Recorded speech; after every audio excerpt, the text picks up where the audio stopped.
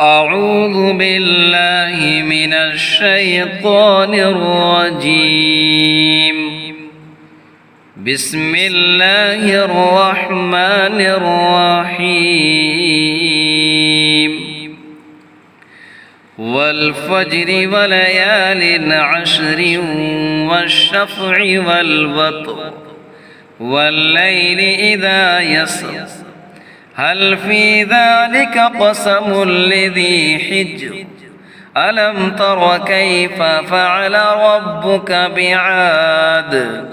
إرم ذات العماد التي لم يخلق مثلها في البلاد وثمود الذين جابوا الصخر بالواد وفرعون ذي الأوتاد الذين طغوا في البلاد فأكثروا فيها الفساد فصب عليهم ربك سوط عذاب إن ربك لبالمرصاد فأما الإنسان إذا ما ابتلاه ربه فأكرمه ونعمه فيقول ربي أكرمن وأما إذا ما ابتلاه فقدر عليه رزقه فيقول ربي أهانن كلا بل لا تكرمون اليتيم ولا تحاضون على طعام المسكين وتأكلون التراث أكلا لما وتحبون المال حبا جما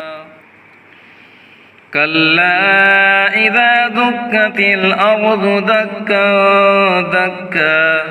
وجاء ربك والملك صفا صفا وجيء يومئذ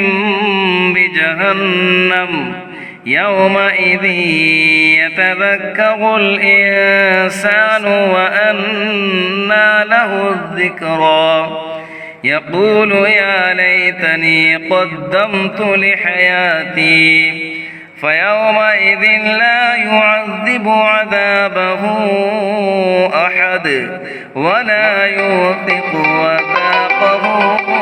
أحد يا أيتها النفس المطمئنة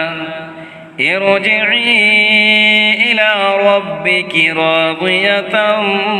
مرضية